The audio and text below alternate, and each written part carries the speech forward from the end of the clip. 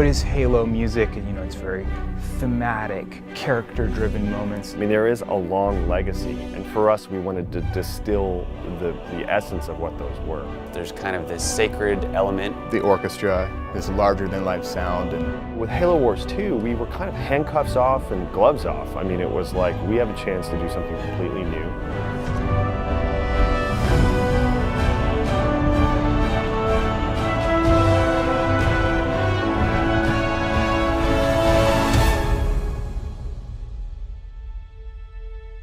When I sat down with Brian and said, hey, we want to launch a whole nother score, rebirth the whole franchise, or a part of our existing franchise, how are we going to do that?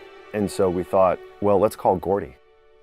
Gordy's someone I've known for years, and we've been wanting to work together forever. We were just waiting for that perfect project to show up. The Bryans and their completely unique sound with Gordy's complete mastery of the orchestra, and it was like, wow, I think this is going to be groundbreaking.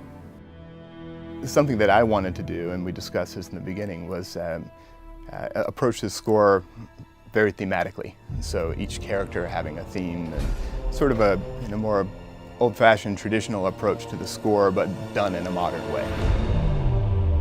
We wanted new themes and that still kind of feels like Halo, but it also moves the story further and taking the sound, into the sort of next generation of Halo music. With Atriox, he's a brute and this huge intimidating character.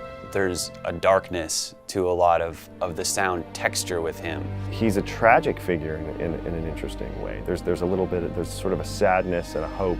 As an audience member, you see this character and you can relate in some way and understand where he's coming from. And I think that the best villains in history always have sort of this backstory that you can relate to.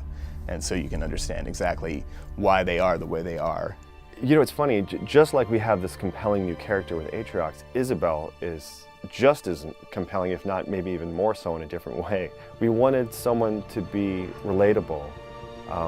There was a delicate side, an emotional side, but there's a really strong side to her too. Isabel is a hero, and we wanted to approach it that way and make sure that it was a theme that could be translated and heightened in the important moments. But then there's also how her theme intersects with Atriox's theme.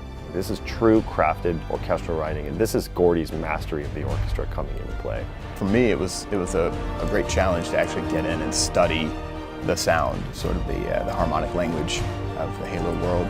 I knew it was going to be cool, but until we heard it being performed by the orchestra at Fox, suddenly it comes to life, and it's just this amazing, breathing, living thing.